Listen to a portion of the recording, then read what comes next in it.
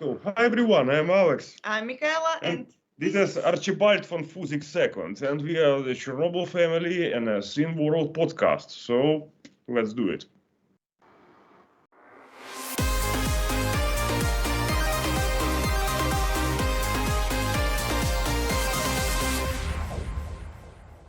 It's the Scene World podcast. I'm me, he's him. This is the thing.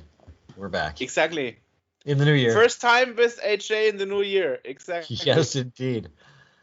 In a minute, Joerg and Jon. I was on adventures for this one. Joerg and Jon will be talking to Micki and Steve Diederich. They are the organizers of Vintage Computer Festival SoCal. That is Southern California. That's on February 17th to 18th. President's Day weekend at the Hotel Farrah Event Center in Orange, California. Exactly. And that is why we have 3 episodes this month, because I wanted to push this out as soon as possible. Yes, indeed. But before, though, we have some news. Yeah, news. Do you want me to start?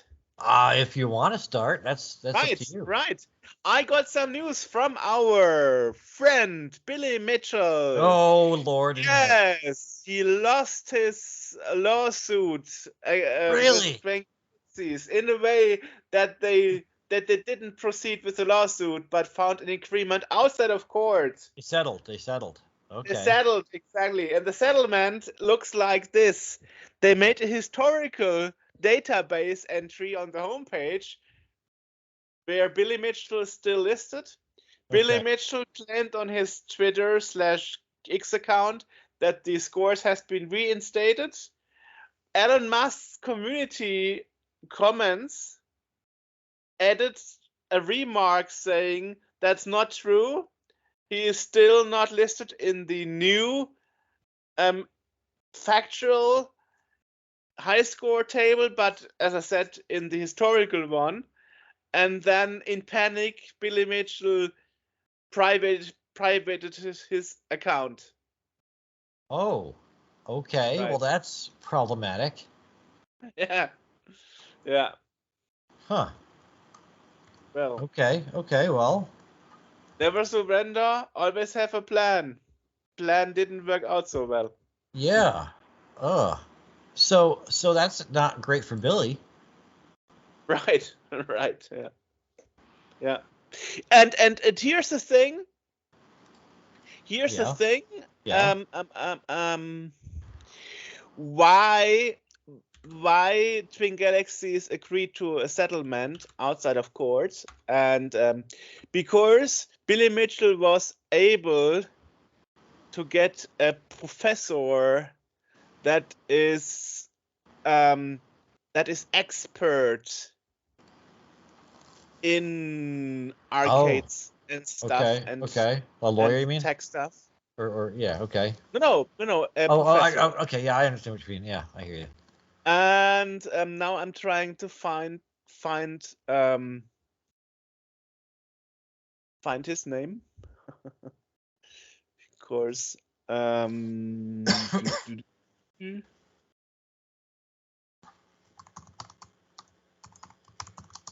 Let's see if I can find it. Because there are so many pages reporting I'll about tell you right it. now. I'm looking at it. I'm looking at the report. Yeah. Michael Zaida? Yeah, exactly. That's the one. Yeah. And he has a very, very crazy homepage. Yes, he does. There's a statement here. I will put a link to it. Yes. Of the expert report. Yeah. Expert report. And here's the thing. He said that the footage of the VHS tapes, and that was for the King of Kongs provided for the documentary, and Yes. also later scores, were looking like it was played on name because of the particular way the PCB of the arcade machine aged. Okay. And the unpredictable side effects such an aging process can have to electronics. And that is why coincidentally looks like the graphic establishment pattern of stages. You hear this, guys? You're supposed to be having graphical glitches. None of my old machines realize this because they've been running flawlessly. I know. So yeah.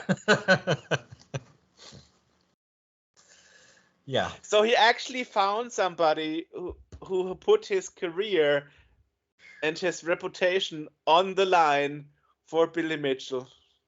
Oh my God. There's always somebody. I wonder what Casey Ross thinks of this. Because she is firmly on Billy's side with most. I know. I mean, I try to stay neutral, but Me anyway, I think this reasoning is super hilarious. It is. I try to stay neutral as well, but there are things that are objectively hilarious that you just can't help but laugh at. I mean, this is one of those things. I mean, you remember when we tried to interview anybody from the old Twin Galaxy guards,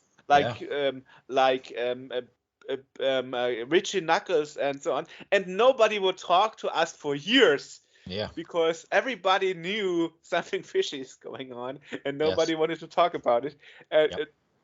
Well, anyway, so.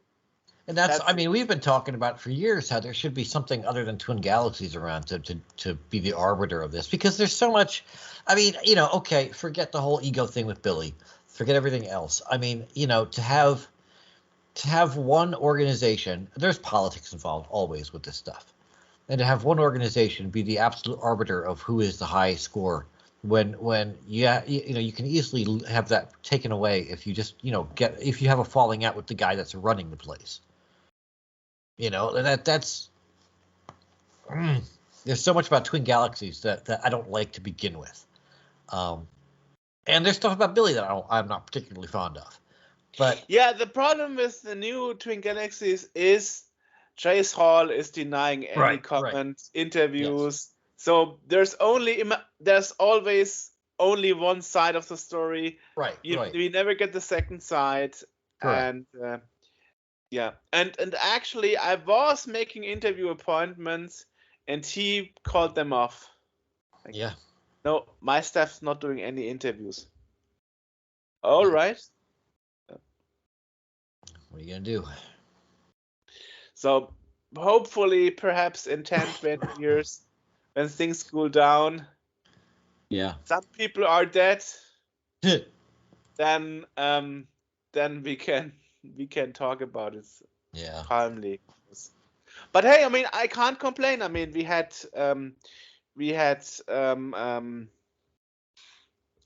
Billy Mitchell. Yes. We had Walter Day. We had Richie Knuckles. Yeah. Roy Schild, the name I forgot, right? I could complain about that, but yeah. And the other one which name's Robert Mersack? Yes. Robert Mersack, right. So we got so many cool individuals from the Twin Galaxies old guard. Yeah. I think we got it covered pretty much. Yeah. Anyway, so that's state of affairs right now. Okay. Yeah. I've got other one news. Here. Oh, yeah. Other news. Pleasant Green, who we interviewed. Yeah.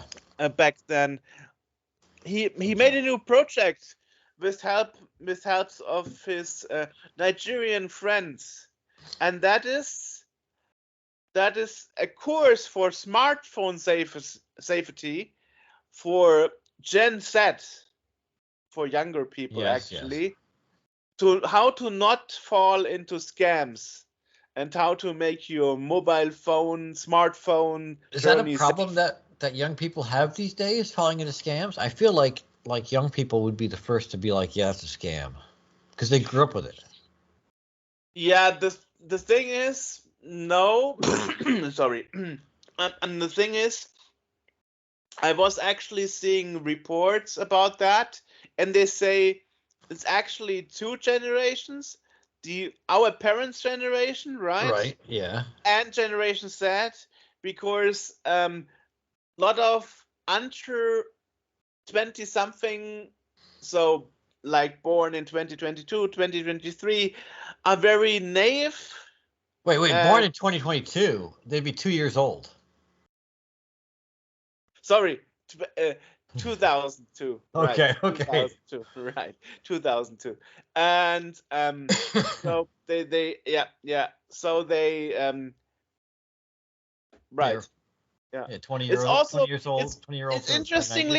it's interestingly the same age group that has problems getting along with normal computers like PCs and stuff. Huh. Okay. So the smartphone generation has a huge knowledge gap Huh. in regards of smartphone safety, online safety, how to use regular computers. I mean, which I understand. If you're using your iPad or your iPhone or Android phone all the time, and never use a regular PC, and never use something like emails that are virus infected, and you click on it, and then a virus is downloaded and it's opened and infects your computer. You Not don't only have that, but this if you particular have problem. Yeah, but if you mostly work with your phone and even brandly new computers, there really is like a that OS layer on top of it that even people that were the millennials, they call them, right, dealt with that underlying hardware aspect of it that a lot of people now don't really deal with.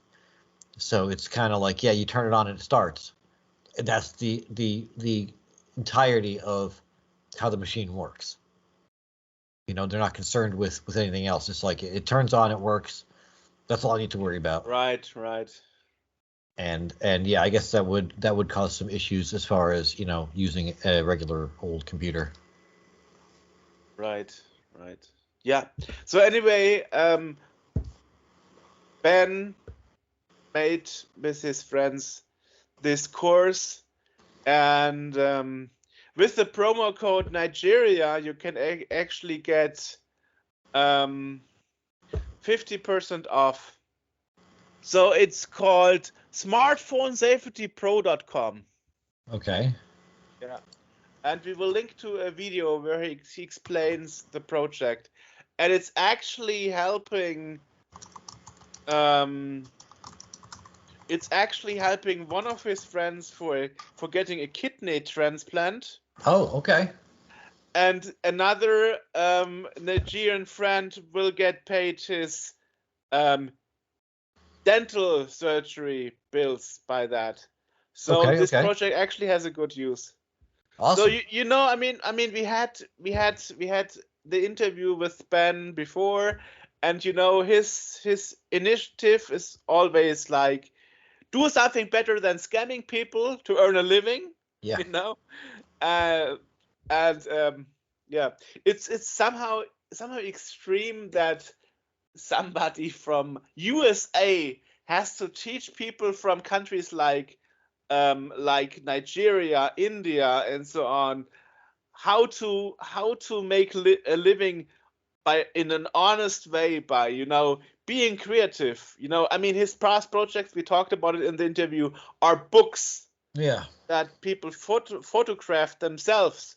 Yeah. And the other one from Cameroon was actually drawing her life story in a book. Yeah. And thousands of people bought the books, the printed book, myself included. And it's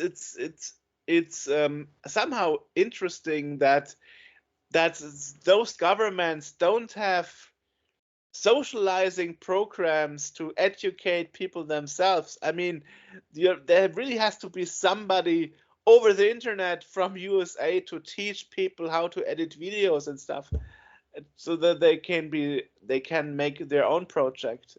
Yeah. It's somehow weird, especially in countries like in Nigeria, where English is one of the national languages that they talk. And I always think, like, if you are fluent in English, especially if it's one of your mother tongue, you have so much material on the internet you could access, but I guess they go the easy route, like scamming people makes me thousands of dollars per scam case.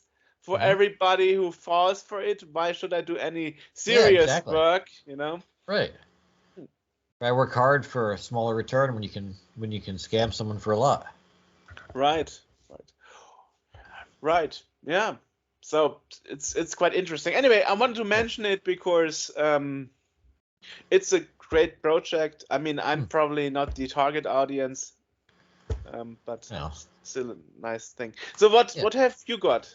All right, I got two things here. One is pretty easy. The C64 OS that we've talked about before is up to version 1.05.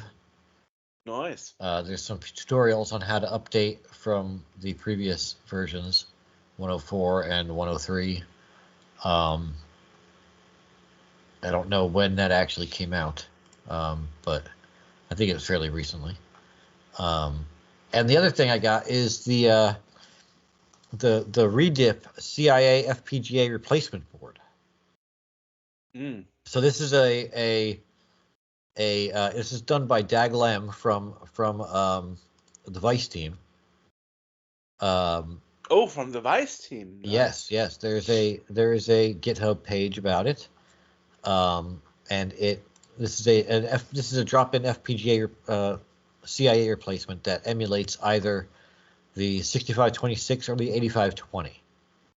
The 6526 is in the C64 and 128, and the 8520 is in the Amiga. And if I recall correctly, I'm pretty sure that the 8520 is backwards compatible with the 6526. I think the clock is somewhat different. Like the 6526 counts things in microseconds, and the 8520 just does like an AM/PM time. But I think they're interchangeable because I've done that. My 128 had the 8521 is fundamentally different. That one isn't a drop-in replacement. I think these are.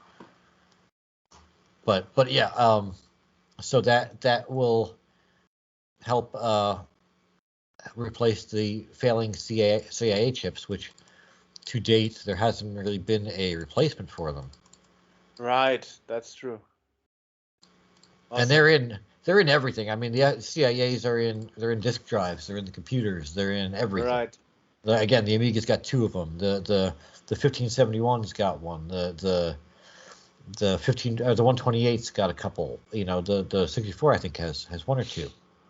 Two, right? Yeah, the Amiga's got two as well. Yeah. So these are necessary chips for these machines to work, and they go bad just like any other chip. And to date, there has not been a good replacement. There's been a SID replacement, a VIC replacement. There have been replacements for every damn thing. PLA replacement, but not for these things. So that's cool that they're doing something with that. Cool. I don't think that it's available to purchase yet, but I think they are working on it. Nice. So. Well, I got one last bit of news. Okay. 664 Audio released a free download of the album Data Hits Rewound, the brainchild of Don Tutil, made possible by SID Effects and mastered by Holger Lagerfeld. Okay. Yeah. So, something for free for the new year. Nice. Why not? Nice. Awesome. Yeah, that would be all. Not much news. All right. Yeah, that's all I got. In a week. Nice. Yeah. So, now let's talk about VCF SoCal. Yes, indeed. Meow. Boop, boop. Perfect. Right. Okay. All right. Well, so as I wrote via email, I let Jon join because Jon is our VCF expert, I would say, right? Nice. I attend Midwest every year. I've been going for about 12 years now. I'm not going to try and compare what you're doing with what they're doing there because each VCF seems to be somewhat independent of one another. So yes. I'm not going to ask you about, they're doing this in Chicago. What are you doing in SoCal? Because it's probably really not germane. I know what they're doing in the Southeast. VCF is different from what Chicago does and the various locations and that kind of stuff. The one question I do have is what prompted you to start a of VCF in Southern California. The Vit Nerd. We do a YouTube channel, The Vit Nerd, for, of course, retro hardware and all. And we went to, we haven't made it to Midwest, but we have been to the VCF in Dallas, Southwest, and up in Mountain View, the VCF East or West. And we're like, why is there not one in Southern California? So there are other shows in this area, and every show has its own, target, its flavor, but there's no Vintage Computer Fest, no VCF. And that's why we started it. We want one in our own backyard. Interesting thing, what we should mention is the VCF is one of the few events that's also happening outside of USA. There's one in Munich, one in Berlin, one in Vienna, in Austria. So it's really international, which I find quite interesting, because this way everybody heard about it, whether you are from a certain region of the world or not. I agree. One of the things that I've kind of noticed, and I noticed this specifically last time I was in the Chicago VCF, is it's sort of taking on that old school nerd feel, kind of like what you would get back at an old Comic-Con back before the studios started showing up. I've kind of noticed that these vintage computer festivals are kind of taking on the character of the old school Comic-Cons, kind of those old nerd gatherings, even possibly old user groups.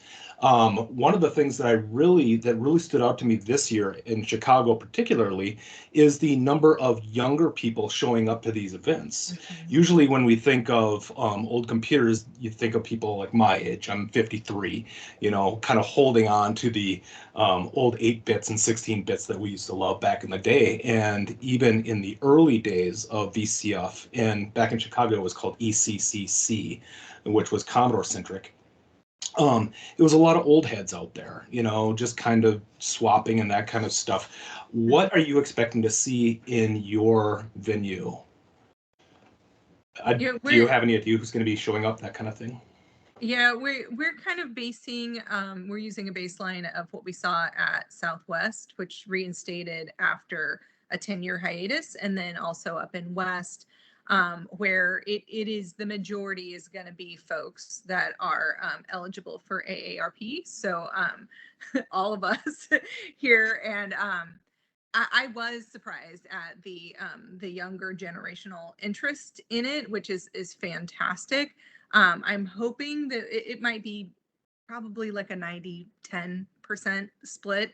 But the folks, everybody there, regardless of what generation they fall in, is so incredibly enthusiastic about sharing, and they're open. And that was actually the driving force for us to start when we left Southwest. We were kind of on a high from the conversation, and we're like, this is fantastic. Some of the just most open, friendly folks excited to share the history.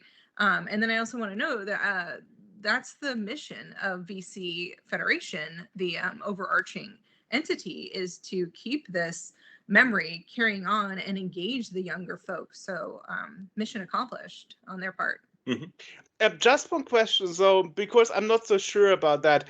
I saw briefly another interview you did before, and I think, Micki, you are kind of the driving force behind this organization and so on, because I remember Steve mentioning how much ventures and places you actually called to figure out a place where this show is happening.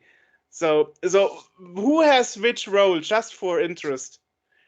Yeah, so my background, I mean, I did grow up on a Commodore, and I also used a TRS-80 in school, and then of course Apple IIes after that. So I do have my own experience, but I never got back into collecting machines. Thankfully, my parents actually had my machines still, so they're behind us right now, which is fantastic. But my background is graphic design, presentation building, and event planning. And so I thought, shoot, I can do this. And then working with my husband, Steve, who has that encyclopedic knowledge of those vintage machines, he is working with the exhibitors, what they're going to bring, and guiding. We're working together on the speakers. I'm more logistics, and he's more content. Yeah. Interesting. Well, yeah. Okay. Well, Good. Micki fails to mention she's a data analyst, and that's her big skill set. So anything you do, you analyze the data. You're doing a show, you're doing exhibitors, you're doing event planning. It's all data analyzing. So her early retro computer days, or back then just called computers, really put her on the path of analyzing data. Working with systems and such. So, as you asked, Micki's role is organizing the whole thing in the background. My role is helping with that, as well as all the hardware. So when people are coming to exhibit, I know what they're talking about, and where we're going to place people, and I'll come up with dozens or hundreds of silly, stupid ideas. Like, what if we had a Commodore do this thing? What if we did check-in with an Atari computer? And she's like, that sounds good. It's not going to work, but keep coming up with ideas, Steve. So yeah. Oh yeah, and then making an analog like entry ticket with a needle printer, and then the printer fails because the head is overheating from the big amount of printing all day. Yeah, well, nice ideas, but actually those machines are a bit fragile by now, I'm afraid. That's actually the main issue. And also, perhaps it's a strange question, but how do you pronounce your last name? Because I would obviously pronounce it German like Diederich, but that's probably wrong. Right. Well, there is multiple ways, of course, as you now know, to say Diederich. So, Diederich. I, in all my years of life, I've worked with all of them, but my family clan per se, we pronounce it Diederich. Okay, like the American name that the American way, the pronouncing. Yeah. Okay. Yeah. Right. Yeah, we don't have any guttural vowels. Right. Right. Yeah. Well, I actually felt in this trap once, where when I interviewed somebody called Bach, and I said Bach, and then he was like a bit strange on me. That's why I prefer to ask.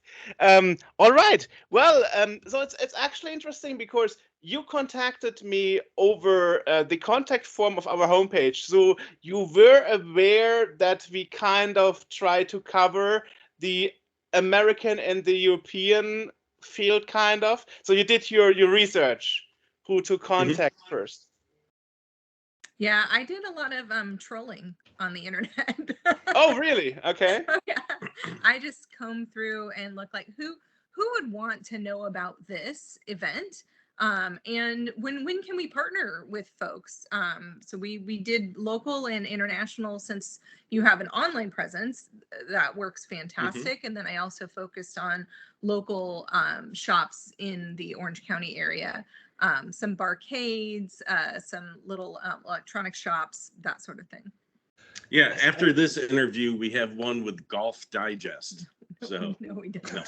No, we don't. So, out of curiosity, have you reached out to people like the 8-Bit guy, the guy from LGR, Ben Heck? They've been known to show up at these VCF events, and they've been quite a draw. Yeah, we have a circle of folks that we've been reaching out to, but we need to do a broader push on those. We don't have direct contact with most of them. We have to go through their channels, and that filters out some of the messages. Well, we did talk to David, the 8-Bit guy at VCF Southwest. The Vintner, we had a booth at Southwest, and it was actually placed next to the 8-Bit David, the 8-Bit guy. And so we let him know that we were planning on doing a show, and I think we've heard through the grapevine that he's keeping it more to just a couple shows a year, the ones he's been familiar with doing. Now, we understand this is our first year, and who knows how it's going to turn out exactly. But we believe we've got a good format going.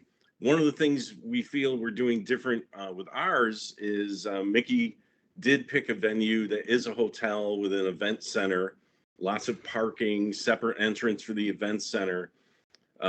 So already we have booked, oh geez, I think on Saturday night there's going to be easily 50 or 60 hotel rooms filled with vintage fest goers, and of course with their spouses or partners. We're expecting probably after when the show ends for Saturday at 6 p.m. we're expecting 100, 200 people in the hotel lobby, which has a bar. So we're just going to geek out in the lobby. I already checked with the one of the hotel managers. I said, would you have a problem with people sitting out in the lobby in the chairs plugging in 30-year-old computers and laptops and playing Doom? And her response was, people have plugged in rice cookers, so yeah, that's not a problem at all. So okay. we plan the show ends on Sunday, but Saturday's day ends at 6 p.m. and we're expecting after people recover, have dinner maybe, come back to the lobby and let's just all hang out and geek out and get to know each other. So are you having a mix of both vendors and people putting on exhibitions? Is that Yes. something that an attendee can expect? Can you tell me a little bit more, or can you tell us a little bit more about that? It's going to be more weighted with exhibitors. We do have vendors on board selling, some people like Aquarius Plus that wants to sell some of his Aquarius Plus products. A couple other vendors that do other VCFs that are going to have all their accessories and everything out for sale. We've had some people that want to sell their collections. So they're some are signing up as a vendor. So to be in the exhibit hall selling, you have to sign up as a selling exhibitor or vendor, and there's paperwork involved. But if somebody wanted to exhibit and sell some stuff but not go through all the vendor business paperwork, then they just simply sign up as an exhibitor and place their items in consignment. So we are going to have a large consignment area and selling retro stuff, all day Saturday and Sunday. So even, if you're not sure if you want to come, well, you might find some good deals or some rare items. We don't know. We'll find out. Most of our members are in flyover land. We have some people on the East Coast. I'm on the Wisconsin-Minnesota border. So I would have loved to go this year, but it was a little short notice, plus a new semester starting up, and I wouldn't be able to drag myself away. But I did bring it up to my wife, and I'm like, would you be willing to go to Los Angeles next year? And she seemed receptive to it. I don't know what Los Angeles is like in the middle of January, but I can tell you around here, it's sub-zero. And it would be nice to get somewhere warmer. Yeah. That's actually why you are so stuffed enclosed this evening. Yeah, it's even cold in my house. It's ridiculous around here. Micki's a California girl. I'm originally from upstate New York, so I spent 4 or 5 decades shoveling snow, so I know what you're talking about. And also, what you're talking about. It is much better here in February. So yeah, our low will probably be in the 50s, highs probably in the higher 60s, sometimes 70. We'll get some rain. Generally in Southern California, it rains for an hour. Yeah, and then it stops. Oh, how you suffer. Yeah. And we don't have to shovel the rain. Right. Yeah. That is a benefit. Okay, can you tell us a little bit about costs, that kind of stuff? So do you have ticket pre-sales? Is it just sales at the door, a mixture of both? Is there a price difference between the two? We're selling tickets now online. If you go to VCFSoCal.com, and we have Saturday or Sunday tickets are $25 each. Right now, we set up a weekend ticket, which of course the value is $50, but we're selling that for $40 right now. So if you want to save some money on that and spend the whole weekend there. And then we do have a vintage retro fan bundle for $100, which gets you a weekend ticket, a special lanyard badge, some stickers, a T-shirt, and whatever other few goodies we figure out to throw into that goodie bag. And we've sold a good number of those, which is great. It shows a lot of support from the community on that one. Awesome. So what are you most excited about for this event? Just what's your favorite thing coming up? That I don't have to drive to Texas for VCF. So, you go ahead. Yeah, the community. That's what we're trying to gear everything towards interaction. So we're hoping for the folks that are able to attend that they get to meet people. We're planning possibly a couple mixers in our large foyer area, possibly like a meetup. When my kids were younger, they would go to Anime Expo, and every once in a while you get a text that says like, everyone that's dressed as something, come out to the stairs and we'll all take a group photo. So we thought maybe in the lobby, if you're Team Commodore, everyone join us at this particular spot, and you can exchange phone numbers or whatever to do kind of a meet and greet.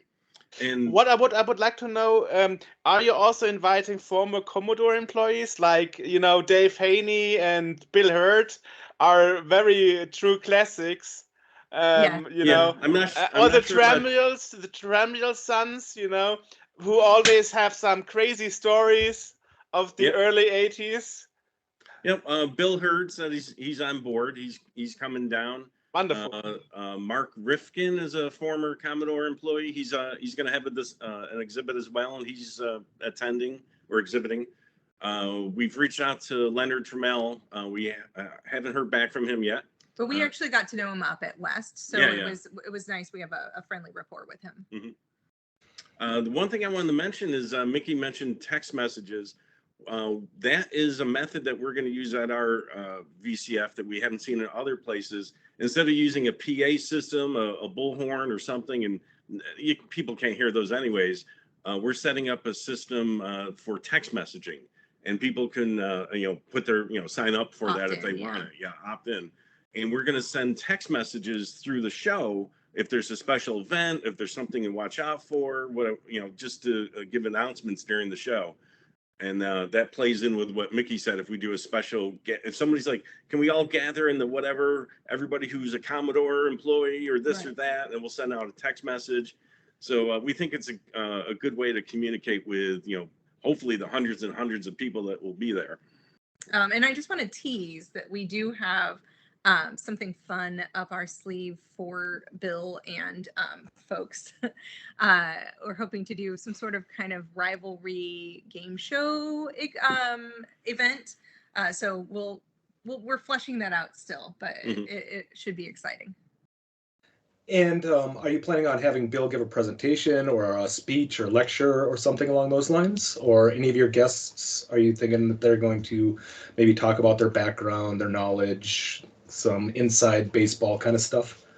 Yeah, we've got a nice speaker lineup, and I don't think Bill's going to do a regular session, but he may moderate a session and then also be in this kind of game show concept. And we've reserved him.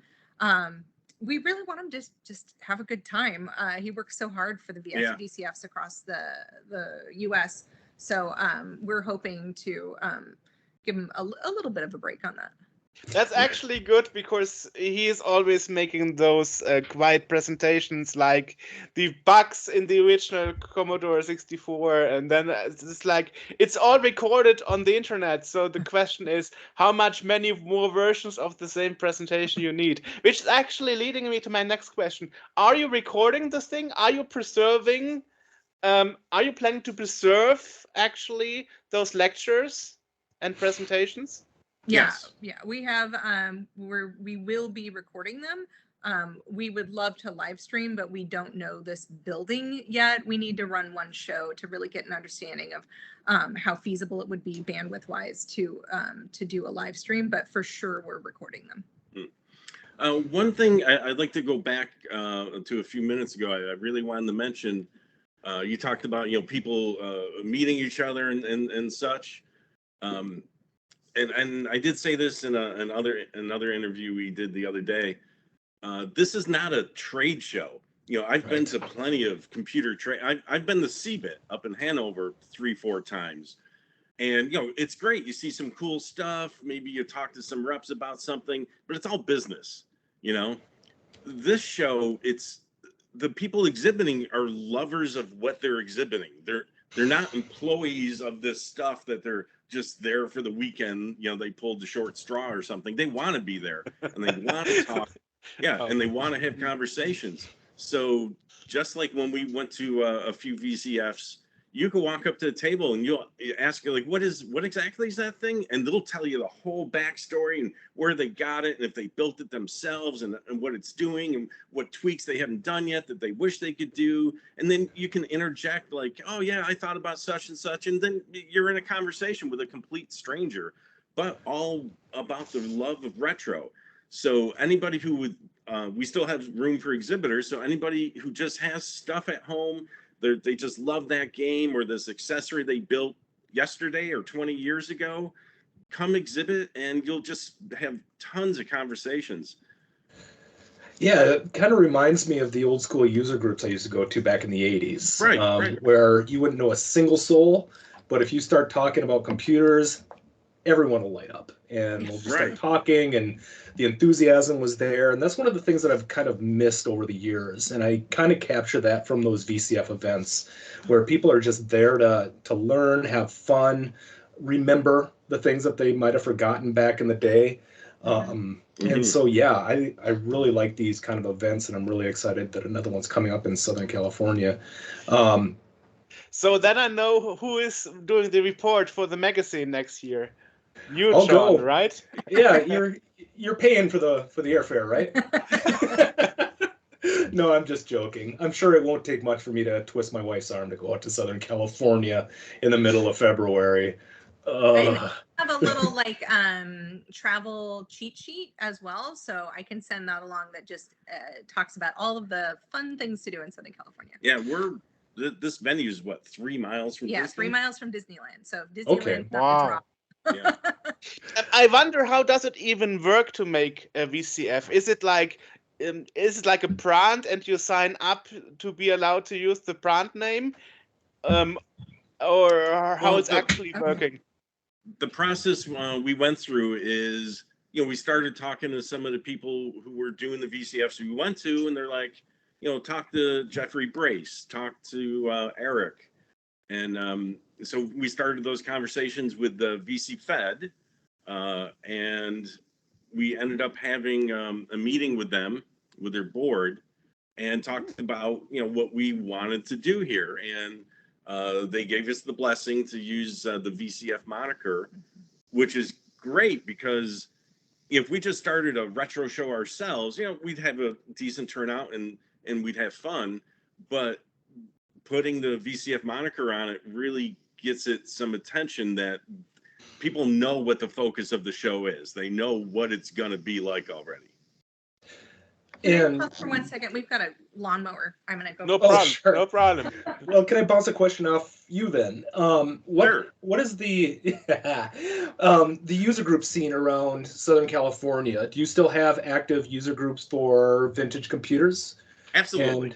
Yeah. Okay. Yeah. This isn't the only vintage meetup in town. Far from it. There are other meetups that happen throughout the year. Commodore, Atari, mix of this, mix of that. We could have done something like that, but we decided to bite off a bigger chunk and see if we couldn't go up a higher level, get it to an event center. Not the Anaheim Event Center, where like, the non-music show happens or things like that, where you can hold a CES kind of show. Right. But yeah, there's definitely a lot of groups, and we've been working with some of them to see if they would like to hold, have some exhibit tables together at our show. We're happy not to bring them into our fold, but to highlight them so that they can bring up other members.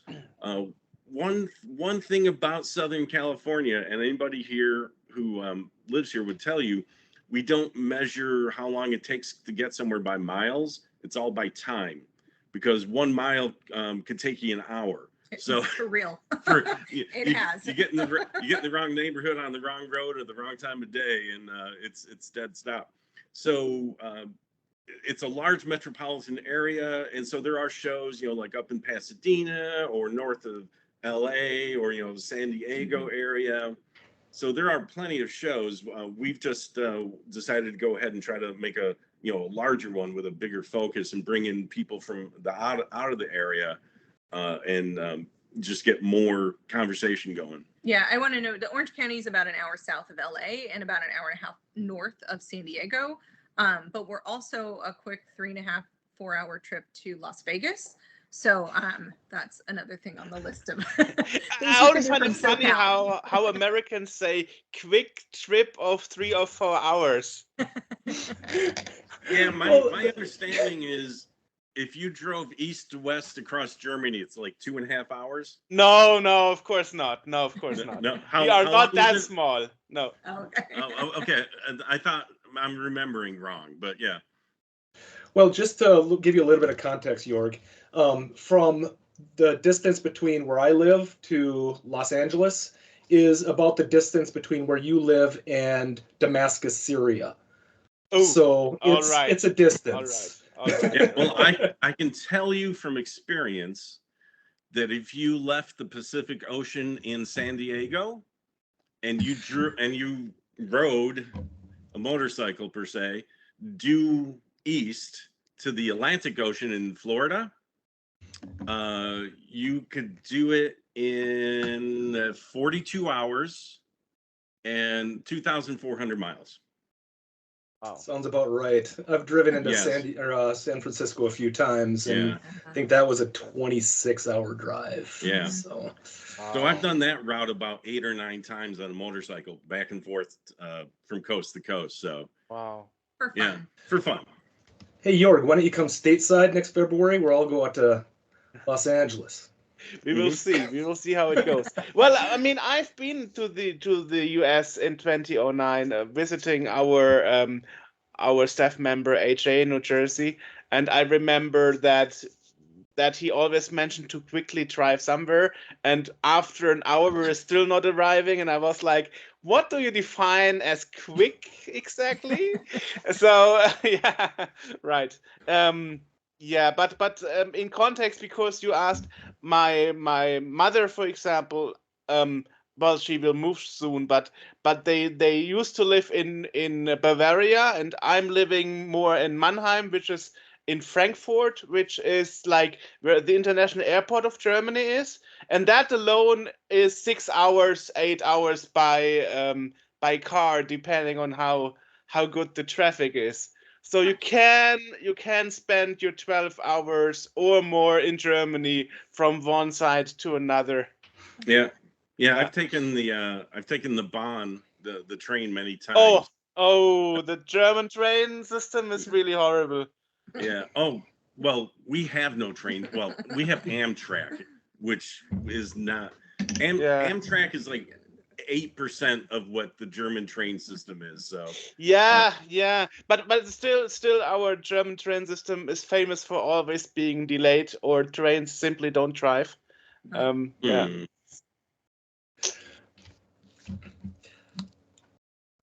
Okay. Who's got a question? I had one, but I don't have one anymore. No problem. Well, I mean, it's good that you are jumping right in, Jon, because you know the right questions, because you know more about VCF. I'm probably one of the few people that never has been one of the shows, even not in Europe, even though it would be closer for me. So I'm totally clueless.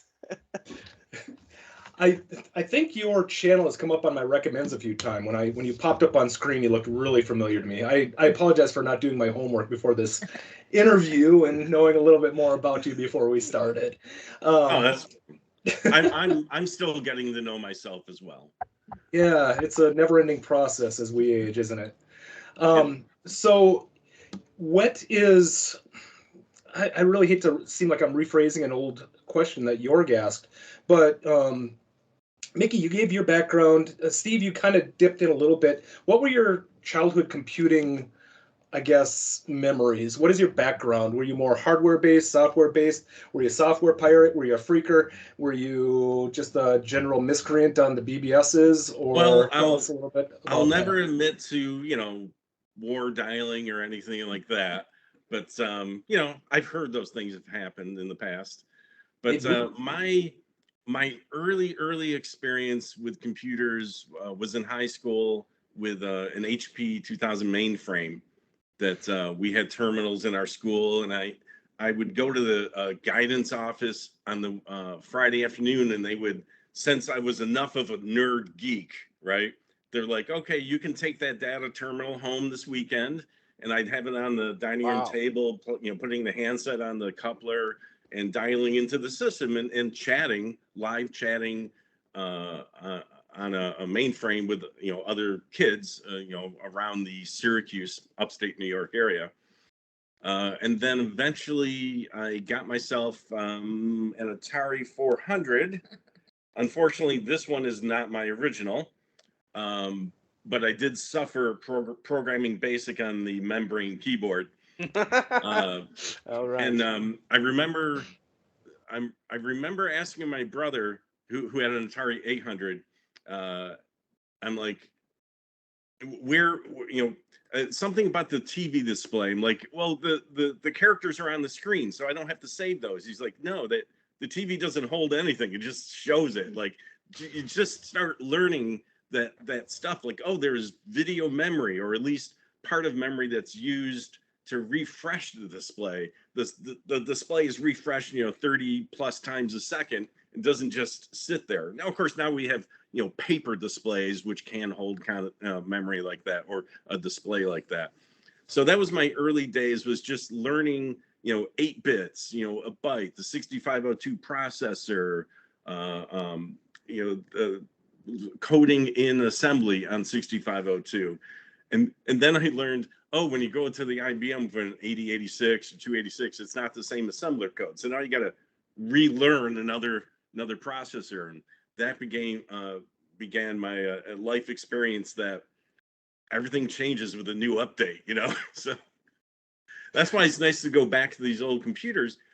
They're like old cars that you can get your hands into. And I think, to go back to something you asked earlier about the generations, older generations, newer generations, we're talking to you on a MacBook right now.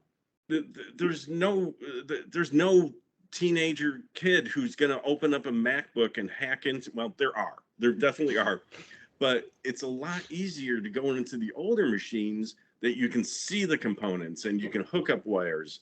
So, well, we got some love there on that one. I don't use Skype. Yeah. So, I just pressed a button and hearts showed up. It was pretty cool. I promise, Judge, I'm not a cat, right?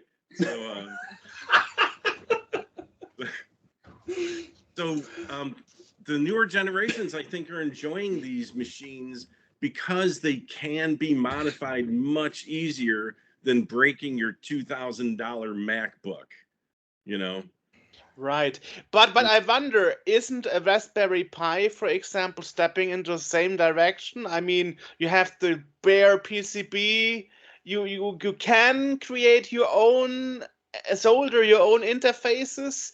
You have everything at hand, just a bit more integrated, but still you can tinker with it. I mean, there is a maker scene for even such computers. So yes, there's something for everyone.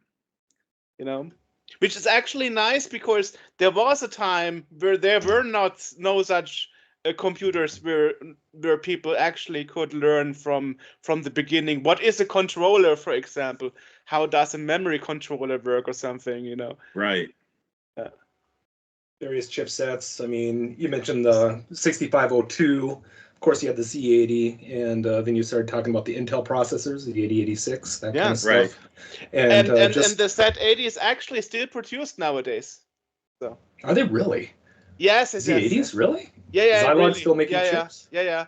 They are still used in some things like old MP3 players, toasters, and other appliances. Not used for fully fledged computers, of course, but they are still produced. They are still interesting. Done. Yeah. Time to hack a toaster. Yeah, well, I mean, nowadays every machine has a computer in it. I mean, even my toaster, I got my new one 2 days ago. It's a digital toaster that I can program what kind of bread I want to toast, or if I want to toast a waffle or an American bagel or whatever. So, Right. Have you played Doom? Have you played Doom on your toaster yet? no, not yet. But my last toaster was 10 years old, so I just went on Amazon and I was like totally shocked. Wow, toasters are programmable nowadays. Mhm. It's absolutely mind blowing. So, quick question. You mentioned that your first computer was the Atari 400. Do you still Yes. have a soft spot for that? Do you still kind of Oh, look into that absolutely. scene every once in a while? Maybe go to Atari Age and see what's happening on that front of or any course. other Yeah, forums? I'm all over the any Facebook group or website or whatever Atari related. I'm all over that. I love some of the I love all the devices people are coming out with. We just got a 3D printer, and I wouldn't say we're late to the game. I literally I would have bought one if I wanted, and she would have just seen it show up one day. But it's like you know nerds. If I bought one print, I would never own one 3D printer. I'd have to have three, right? It's like all of a sudden, well, now I need that other one, and then this one does that, and so forth. And I'm like, I don't have the time. I can't go down that rabbit hole. But we won one. Micki won one, and so now we have one. We've been playing with it, and I tripped over this 3D print for an Atari 400 for behind the keyboard. It's basically a piece of plastic that has been shaped to fit inside the case and give more support to the old keyboard. So if your Atari 400 keyboard is sagging a little bit, this will give it a flat plane, because there's really just a few points inside the case that is holding that membrane keyboard up. So I loved seeing that. I just love seeing people come out with these things. I would never have thought of that. We also printed that little kickstand. Oh yeah, the kickstand Yeah. to hold the door open and the power switch on. So I do have plans for a video soon to print that out and try it on my Atari 400 up here to see how well it does. You know, it's a great idea. Yeah, Which it is really is. kind of funny. So you're actually now in the enemy territory, because we are Commodore 64 magazine. So, and you know, this old rivalry between Atari and Commodore, which is better. Yeah, when I was I think by now we've all buried the hatchet on that. I mean, we know Atari's better, but but when I got into doing the VitNerd YouTube channel, which of course, you know, go to the VitNerd on YouTube, you'll find us. You know, I'm heavy on Atari, but I started collecting some of the other retros I never had, and I actually have lots of I'm having lots of fun learning about their stuff. You know, like the TI-99 with its crazy memory mapping, the Commodore, you know, with its memory mapping and the various accessories that, you know, we didn't have on the Atari. So I'm still learning stuff now. Like, for example, on the Atari 8-bits, the joystick ports are programmable for input-output because of the 6520 chip that they decided to use. So you can my first modem connected to the Atari 400 joystick port, input and output. okay. And then I discovered just a few months ago that the Commodore doesn't do that. Mhm. It supports an Atari joystick, you know, for input, but my understanding, there's no output on the Commodore joysticks.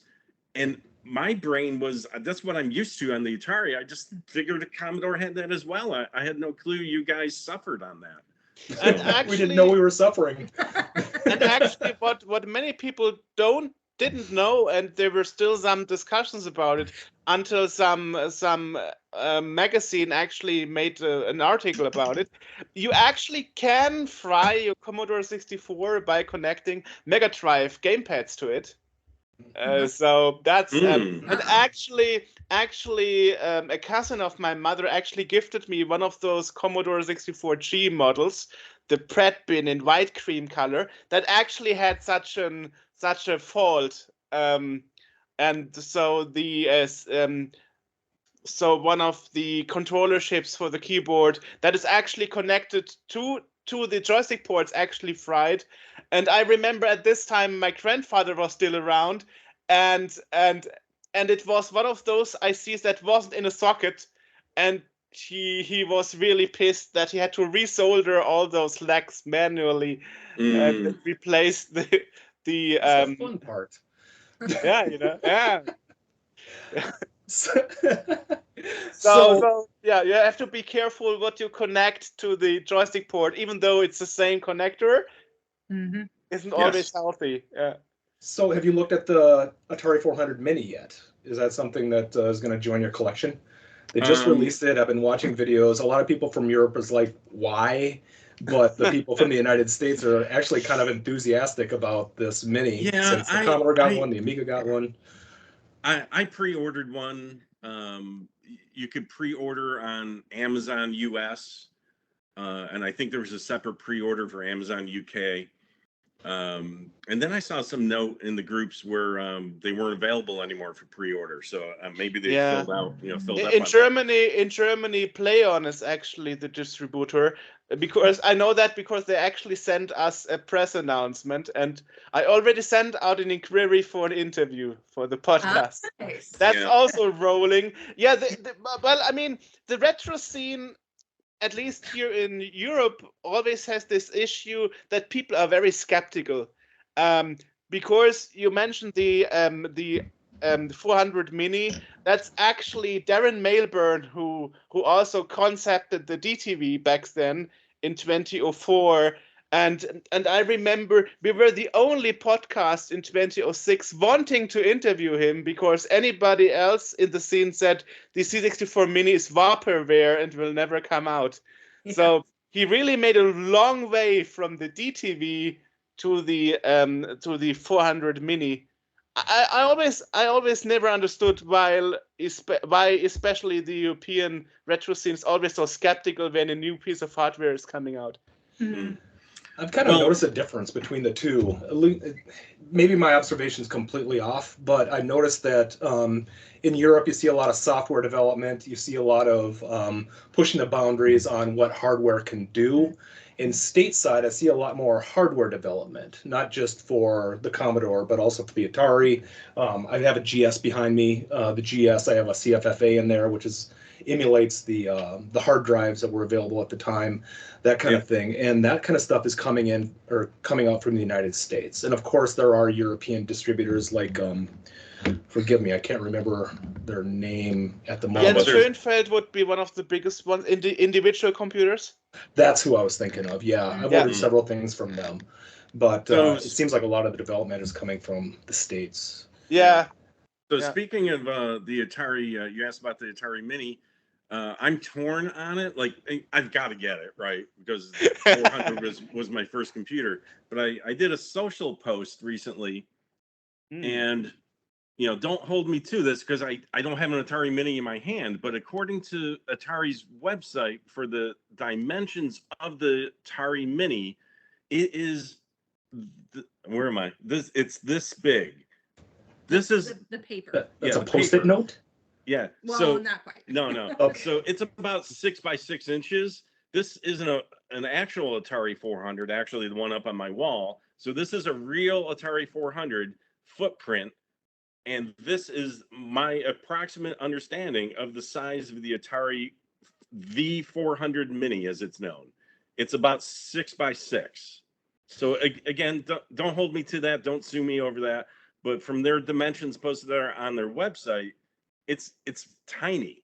It's tiny. It's basically, they put a processor in a box and said, we need plastic around it. But the more plastic you use, the more money it costs. But it is mini, right? Just like the C64 Mini is tiny. So they did come out with the C64, the full size. Yeah, the Max. Yeah, so I'm hoping they come out with the Atari 400 Max, maybe. So maybe that's what we'll see down the road. I don't know. I've I heard mean- I rumblings mean- about keyboards I and mean, other the good accessories thing, for it. the good thing is about Retro Games Limited, which is actually the company behind those devices. The good thing is Darren Mailburn, who designed those, who had this idea of doing those mini computers. He's actually listening to feedback.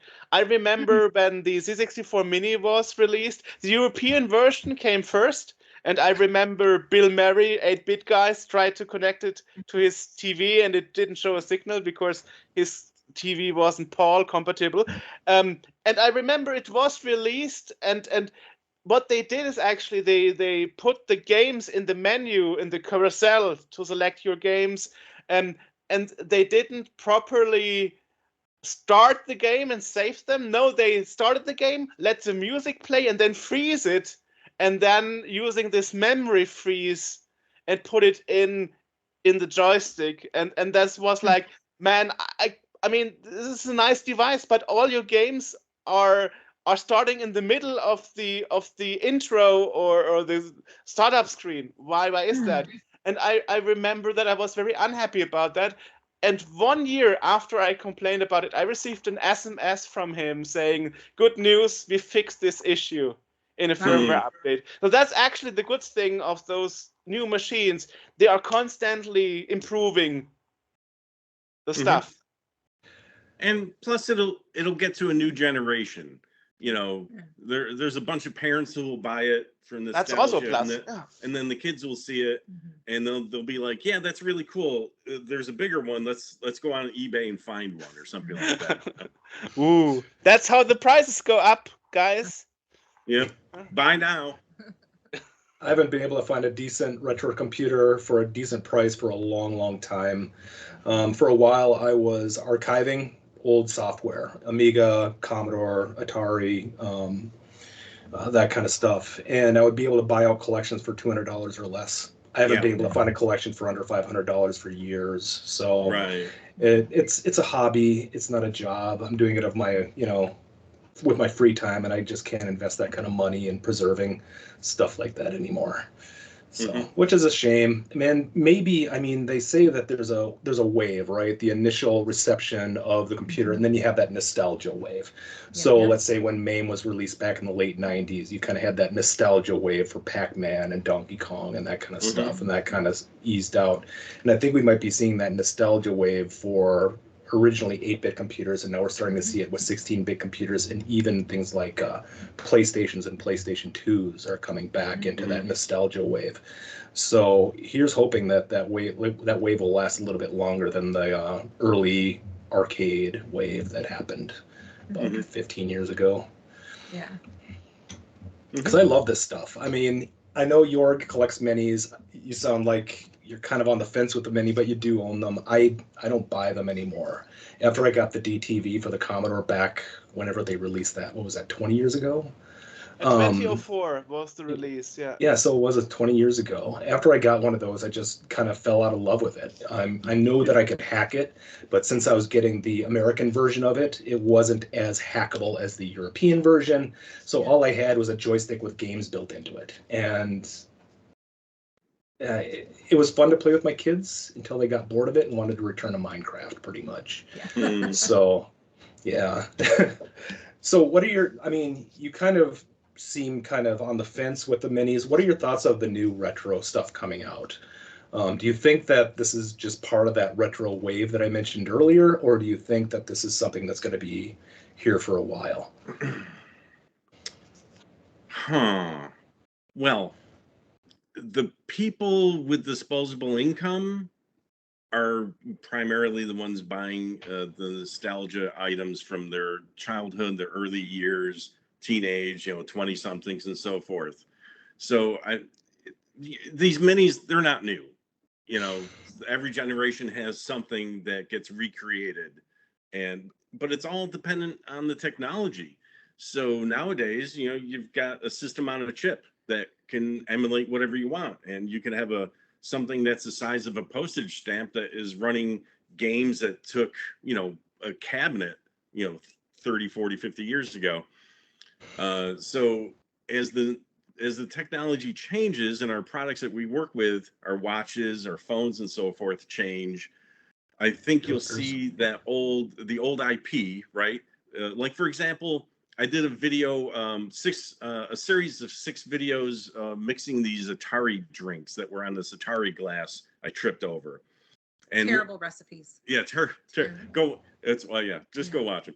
And one of the games, one of the recipes was Asteroids, and I tried to play each game on a different system.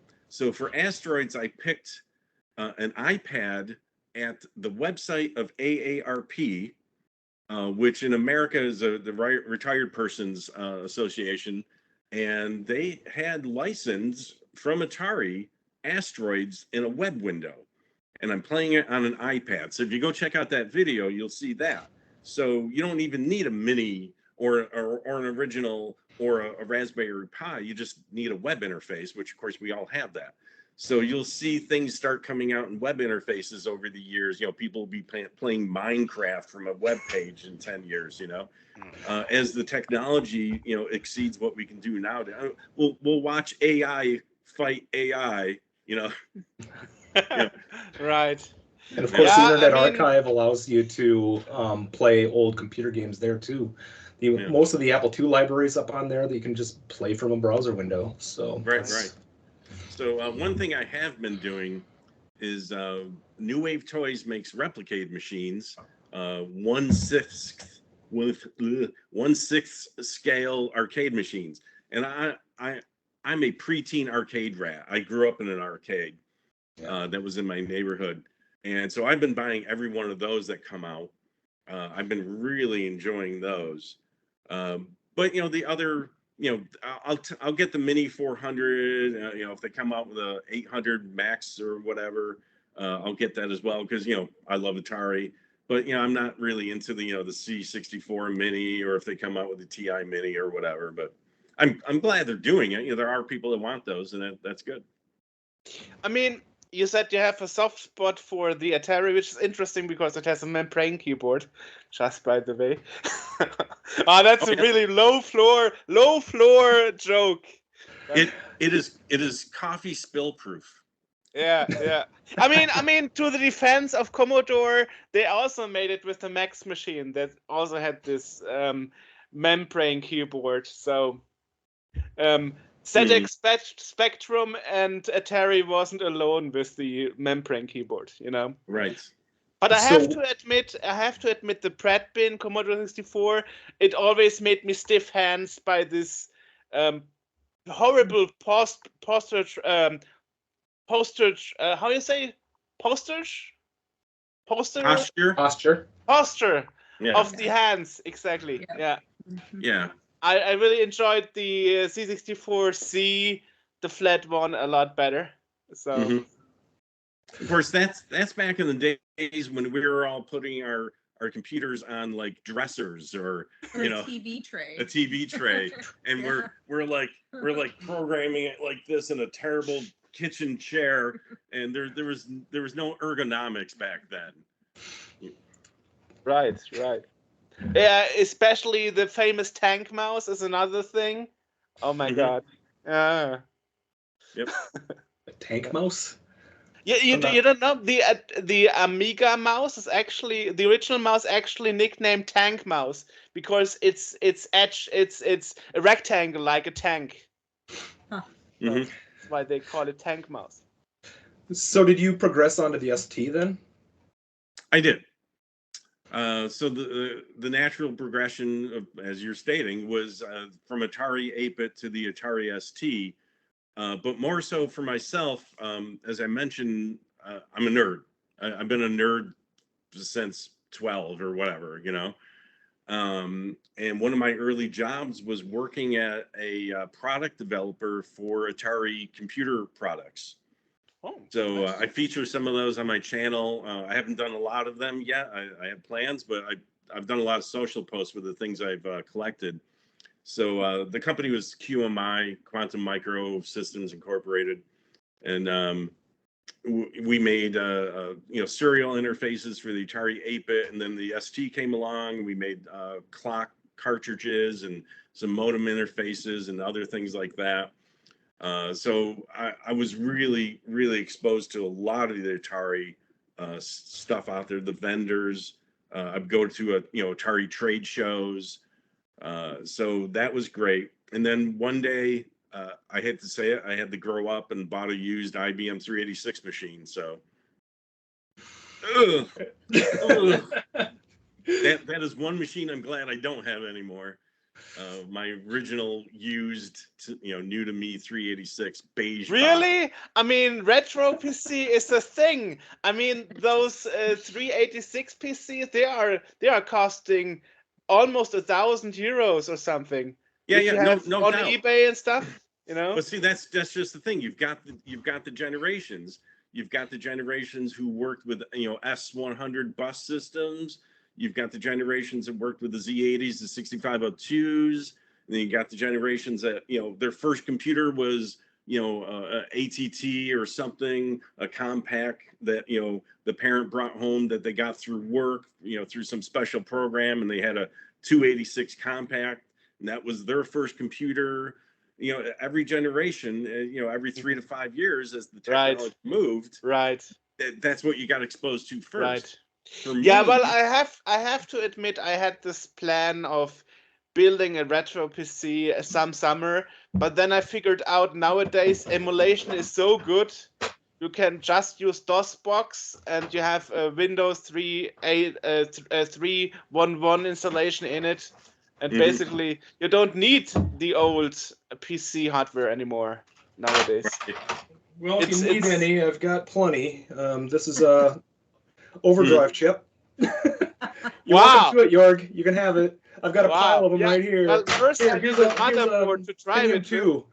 You can have this too. I'll just throw them all in a box and ship them to Germany. I've got a stack of them. They're all yours. I've got memory too. I've got like bins of it. I'll send that. You'll be able to make something. I've got no nostalgia for 386. Well, I mean, I'm the guy who has no couch but an arcade machine instead in his living room. So. Yes, I see that there. I like it. and most people ask me, does it work? And I'm like, sure it works. Otherwise, why would I put it in instead of a couch, Mm-hmm. So, I guess that's also a question that is asked for you tons of times, whether your stuff works or whether you collect stuff that is broken, right? Me? Yes, you. I'd have to check, but 90% of what you see behind me, which is only 80% of what's on my retro wall of retro, it works. All this stuff works up here. This microvision unit, I have to replace the screen on it. I have some aftermarket screens for that. I actually have I lost count. I got 20 or 30 of them to do repairs on. So when I got into before the VitNerd YouTube channel, I was getting into collecting some of these items to repair and enjoy repairing them, because I used to do memory upgrades on them in the 80s and stuff. So I'm well familiar, have my hands in there, and soldering, and the soldering doesn't scare me. I've got all the tools and decades of skill with that. So that's how I originally got back into it for fun, was to do some tweaks and upgrades on these. So I'm happy to buy them if they're not working, especially since I know a lot of the quirks of why most of them don't work for this reason or that reason. Right. Which is like, for example, I have a Timex Sinclair 1000 that works because I bought it, somebody reconditioned it, and I know enough not to buy those because the ULA chips are usually dead and they're hard to replace. So you learn all these tips and tricks over the time. So how much, Micki, you've been kind of quiet, and I apologize if we're directing too many of the questions to Steve. Yeah. How much of your interests overlap in terms of what he's doing and what your interests are? I wouldn't say it's more complementary than overlap. So for the VitNerd, we started during the pandemic and we had a lot of time on our hands, and I wanted to learn how to video edit anyway. So that was the impetus to really learn video editing. So I'm the editor for the channel. And then in my day job, I do some graphically focused elements. And then in my side job or my side hobbies, I do a lot of graphic design. So that was, I said, I'll do all of the logos and marketing and that sort of thing. So it's, we split the responsibilities for the most part in what we do together. Micki's biggest contribution to the VitNerd YouTube channel is back 3 years ago on January 5th, when I was eating her ear off more and more about, repairing these things and this and that and so forth. And she says, you should do a YouTube channel, meaning talk to somebody else about it. So you seem to have a lot of information. Perhaps someone else might want to hear it. Yeah. So she redirected me. So and I'm enjoying it. I'm enjoying meeting more people like you guys. If we didn't start the VitNerd and doing VCF, we wouldn't have met you guys. And here we are. Right. Well, I mean, but my reason that I met Jon and the others is basically because 24 years ago, everybody told me there's nothing more in America regarding retro and Commodore 64 anymore. And it was like, I don't believe that. And this is why I started Scene World, because I wanted to bring it closer to the global audience. I kind find that sad that we were so European centric that everybody assumed there's nothing left in America except some old dudes in some user groups perhaps, but nothing. I'm still there. I'm still on Usenet. Yeah. So it's really good for us that we have this opportunity to cover this all. I find this totally fascinating, Mm-hmm. So, yeah. So I don't know if you have children. I don't know either. we each have 2 kids from prior marriages. Yes. Okay. I was going to ask if this is generational. My 2 oldest sons are really into retro. My oldest one is 23. He's a big Sega nerd. He owns pretty much everything Sega's ever produced. Also this pullover, I hope. What's it? Also this Sonic pullover, I hope. I think that's a good Christmas gift idea for next year. But are your kids also interested? It was actually a Cecil sales out from last Christmas. So it was. From Christmas 2022. So it might be not around anymore, unfortunately. I'm sorry. You'll find it on eBay. Yeah, eBay. Probably, yeah. For twice the price. So are your kids interested in this stuff at all? I would say the majority of them appreciate what we work on, but are not terribly interested. Well, we both have girls. I have 2 daughters. She has 2 daughters. So we have 4 daughters between us. My 2 are the oldest 2. And I love you, but they don't give a crap about the retro stuff. So, okay, I see. Yeah. But it's actually they have their own interests. One's an actress, which I probably can. You'll if you watch the commercials on Super Bowl day, you might see one of my children. Ooh. So she's an actress. And my second daughter is a classically trained piano performer and teacher. And so they went towards the arts instead of technology. Toward the arts. And I'm a guitar player and play piano as well, so that may have had something to do with it. I have to say though, I'm impressed with Micki's 2 daughters. They're gamers. They definitely play. They have their Switches. Yeah, but not they. We shared some Ms. Pac-Man back when they were kids. I had a little one that you could plug into the TV and that sort of thing. But beyond that, okay. Yeah, they haven't been very interested. Yeah, Jax. Yeah. Yes. Yeah, I got one of them too, by the way. Was not easy to import them to Germany. Oh, yeah. You should have asked. I think I might have some laying around. That was before I knew you. A bunch of my junk. I don't mind sending it to Germany. Perhaps. It's interesting that you mentioned it. I just wanted to say, because you mentioned there are both daughters, there are actually more and more YouTube channels with female retro interested people coming up. I mean, just in one of the next episodes, we have an Italian woman who is in her 20s, and she's making a retro YouTube channel. That's awesome. So Yeah, we had several female podcasters, women podcasters, come through VCF over a couple of years, promoting themselves and trying to generate a buzz for their channel. Sadly, I can't remember who they are or if they're still around, but they had stickers printed out. They were talking to everybody they possibly could just to generate some interest in their retro channel. So it's not a male-centric not hobby anymore. at all. No. Yeah, and it's the future.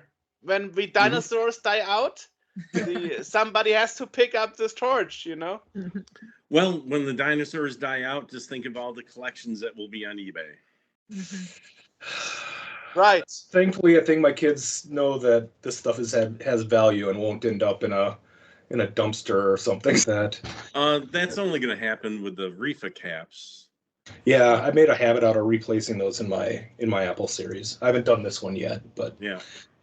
I used to work in the arcade industry back in the 80s and 90s, and I've done plenty of monitor repairs, and I know how fast the caps can dry out and die. So I'm really surprised. I've got a couple of green screen monitors that are still kicking, and of course this one is still kicking. And it's a lot of it's touch and go. I had a conversation with somebody on Reddit a few years ago. He was looking to get an old PC so he could make mod music, if you know what that is. Module music. And he was kind of a jerk about it. And I said, you could easily do this through emulation. I said, when you pick up an old piece of hardware, you're not just buying an old piece of hardware. You're pretty much agreeing to be a steward of it. That you understand that buying this old equipment, it's not unusual for these things to just pop. Right. A capacitor dries out, or the flyback dies, or any number of problems. And for people who don't have that stewardship mindset to it, they'll just go, well, it's junk now. Whump. I had a buddy who had a TI-99 back in the day, back in the 90s, and he was feeling nostalgic, so he went off to eBay and bought one, played around with it for like a day or two, and just threw it in the garbage afterward. I'm like, Mike, man, I collect this stuff, and you threw it away. He's like, yeah, I didn't think you'd want it. I was like, oh, come on, man. So, yeah. Yeah, we all have those stories, right? Yeah. Right. Anyway, let's talk about more positive things, perhaps. So, perhaps let's ask, what are you looking forward to the most for your coming VCF event? Success. Yeah. Success. Success, yeah. Hopefully, with all the so we've promo. got a lot of, we've got good signals that we're headed in the right direction, and we've had a lot of enthusiasm and folks driving in from further than we would expect. We've got a couple people coming from Arizona, maybe one from Nevada, a few from Northern California that'll drive down. And then I think the biggest thing I'm excited about is how do we just ignite this community here. We've had response from some folks that have not been to a VCF, so I'm curious to see how many people will introduce to this whole series that just weren't exposed previously. Awesome. I'm a bit sad that you said you won't do the live stream this year, because that would have been a kicker, I think. But hopefully for the coming years. Yeah. If you're not driven away by the scary thing this year, that you said, no, I will not do this again, not anymore. No, we're so deep in. We're over the hump, I think, on the planning process. Yeah. So we're committed, and the decisions we're making are long term. So okay. Yeah, we're investing in show equipment, and all of the processes that we set up are established so that we can recreate this year after year. Yeah, there's so much that can go right, but there's some things that can go wrong as well. And so, for example, live streaming the presentations, somebody needs to man that. The hardware needs to keep working. The event center Wi-Fi or network needs to not go down. So we haven't held this event ever. Yeah. We haven't held this event in this location. So we don't want to bite off way too much. We want Right. to be able to Right. take our time and focus on what we can definitely make sure works. And, that we And don't then just- improve in the coming years. Right. Yeah. So are you planning for 2025 already? Are you getting that far ahead? No. No, we are. Yeah. Okay. Yeah, no, the decisions that we're making, Yeah. the investments we're making are, Oh, yeah. it'll pay off over the next few years. Probably about 90% of our work that we've done over the last few months, we won't have to do again next year. Right. So then next year, when we have all this all going, our Wix online ticketing system, our website, our processes, our connections, then next year we'll have more time to focus on doing a live stream of the presentation. Right. And I spent 2 months looking for a venue, so, 2 or 3 months. So if this venue works out, then we've got that. And then we'll also have the experience to know, like, okay, what worked, what didn't work.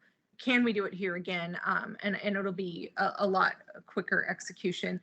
I also just want to know that we do have regular day jobs. So this is nights and weekends, and this is our lunch hour right now. Yeah. So we're it'll be great not to have the heavy lift of standing up for the very first time next year. Right. And I do want to give a shout Oh, out sorry. to all the other VCFs. Oh yeah. We, again, Micki is a data analyst, so we have analyzed in what ways we could the other VCFs, all videos of people posted, talking to organizers of those shows.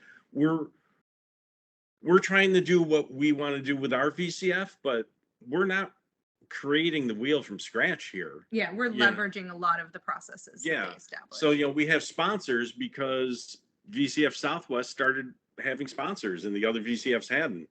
And so we're like, sponsors are a good way to spread the word and get some actual money in to spend on things for the show. So there's a number of things that we're doing because of the other VCFs proved that they were worthwhile for the attendees. So we're standing on their shoulders and we're seeing what we can do to maybe further this idea and generally just getting one in, Southern California. Yeah. So. outstanding. Oh, I had another question. I can't remember what it was. It'll probably dawn on me 3 hours after we're done. Oh yeah, I remember what it is. Is this your first time organizing such a large event? I imagine. I mean, is your expected turnout to be on par with some of the other VCFs, like 1,000 plus, or what are you expecting in terms of attendance? And have you organized an event of this size before, or assisted in organizing? So the scope of this event is larger than what I've done before. Components. I do the all hands meetings for my the corporation I work for. That usually has 200 or 300 attendees, and we have a variety of speakers. And so I've done elements of it, but this one is bigger in general, and I'm responsible for all of the pieces of it. But as far as attendance, we have the goals that we want to hit that would make us feel like it was success. And we have seen close to 1,000 attendees over a weekend for the last few VCFs across the US. So we aspire to hit 1,000 for the weekend. The facility itself physically can hold 1,000 people at one time. So in the exhibit hall. In the exhibit hall. And then if you got people in presentation, people in the foyer, people not there that part of that day.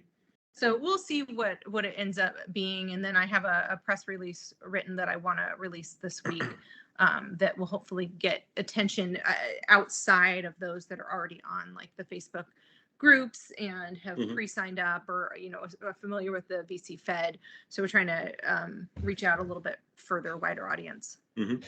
And have you checked to see if they could accommodate your power needs? In a previous VCF, that was the first question you asked. That was the first thing, and the hotel, the event center was very helpful, but they hold events for like weddings or sales of Viziana products or some corporate events. I don't think they've really had somebody come in and say, every table needs 3 to 9 amps of power. So we did the math. We looked at the facilities, the electrical outlets. Literally went one by one with the engineer and determine, what's the output? Is this on the same circuit? Is another one? My dad's a retired electrical engineer, and so we really put him through the ringer.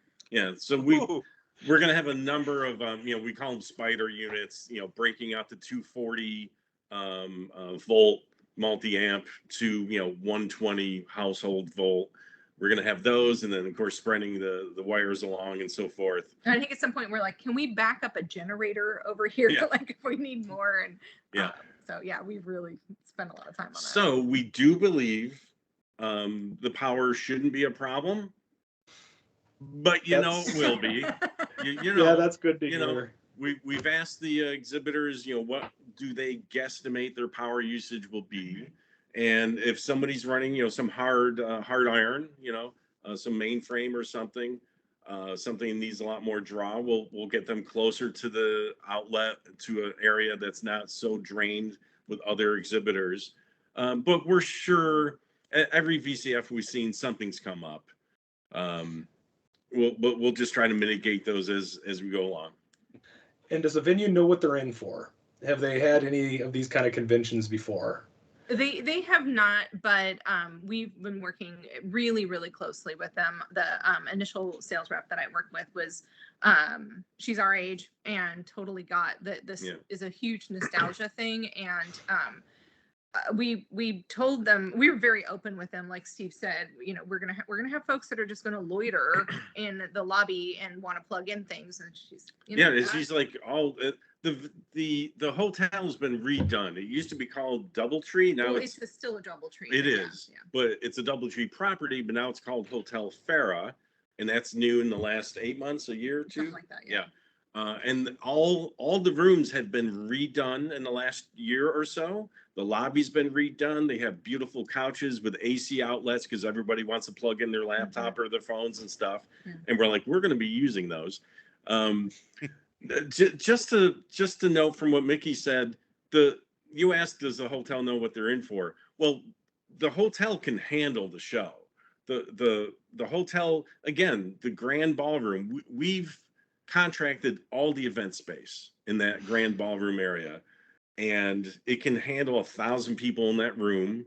The hotel wasn't built 2 years ago. The hotel's been there for quite a while, and the parking, the foyer is large, the lobby of the hotel, 400 rooms in the hotel. The hotel will handle the influx of people. The only two things we had was power, as you mentioned. So the hotel, the grand ballroom area has the power. We just have to distribute it correctly for the power loads in that room. The second thing was they have lots of tables, and they're very beautiful. And she mentioned something about somebody scratching one of them, and I'm like, let me see these tables. And they are beautiful banquet tables that are like, they're called like linenless, so you don't need to put linens on them. They've got a finish that is supposed to be nice for your banquet. Right. However, when you put a PC with a metal case and the scratches, we would be paying $600 to $1,000 per table if you scratch them. So we went to them and said it's a no-go. We're gonna have to bring our own tables. And they found their old tables. Nobody gets rid of anything. So they had all their old tables that are more what you'd expect, that you put a beautiful tablecloth on it, you don't know that it's a rickety looking wood top, and we said that those are the tables we need. Don't bring out the other tables. So we had to work that out with them. So we got over that hump as well about having enough tables on site to handle this. So that's all squared away. But those are a couple of things we had to watch out for. But we're all good. If it can handle a pet, it's good enough, right? Yeah. Well, that's good news. I knew a guy who tried to start a anime/manga event, and it fell apart like a wet paper sack. He had nowhere near the foresight that you all have. I'm actually kind of disappointed I can't make it this year. Ooh, yeah. It's not going to happen, Joerg. I'm sorry. I can't make it happen. No problem, no problem. I mean, I'm glad you agreed to be on this show because, as I said, I don't have this background knowledge about the event as much as you do. Well, anyway, we spoke a lot about it. So where can people find more info about it? I guess you have a homepage and social media and all about this event. Mm-hmm. Yeah, so it's VCFSoCal.com. And we've got all of the things that we're working on listed on there. You can go through the different pages, exhibitors and speakers. There's a reasonably comprehensive FAQ. There's a little bio about me and my background with Commodore, and links to the tickets, links to the hotel room. But by the time this comes out, the hotel room rate will have gone up. It goes up tonight at midnight, unfortunately. Yeah. Yeah, we had a contracted rate till a month before, which tomorrow is, or today, the end of tonight's about a month before. Yeah. So rooms will still be available, but the special, early bird rate is disappearing by midnight Pacific time tonight. And then we're on just about every social media platform that you can think of. It should be VCF SoCal on any of those. Will be, yeah, is. Yeah, it is. Okay, awesome. So if you've got one that you like to follow on, then join us on there. Awesome. Are you already on Blue Sky? Yep. Yes. Okay. Because I still got some invite codes and I want to get rid of them. Yeah. Awesome. Yeah, well, thanks for taking the time. I'm really glad we finally made this happen. And of course, I will make sure to make this the second podcast episode of this month, because our last one we just released yesterday. And of course, as promised in my email, I was reading off the whole program you sent me via email for the news section of that episode. So people should already be informed about what's happening on your event. Yeah. Awesome. Because, as I said, it's happening, you said middle of February, right? So in 4 weeks. Yep. Yeah. And what's nice, in the US here, we have a holiday on that Monday. So it's President's Day. And so it's a 3-day weekend for most folks here. And that gives time to travel home on Monday. So you don't have to leave early on Sunday to get home. Perfect. Awesome. So really nice to meet you guys. Thank you. It was nice to meet you too. I hope to meet you in person next year. Yes, definitely. We'll see if we can make that happen, and maybe I can drag Joerg out there too. That'd be great. Yeah, awesome. Enjoy the rest of your days. You too, and I hope your next interview goes really well. And I hope to see you next year. Yeah, Golf Digest. So check that out. Golf Digest. I'll make sure to look that up. Awesome. Ciao, guys. Micki, Thanks. Steve, it was great to meet Bye-bye. you. Take care.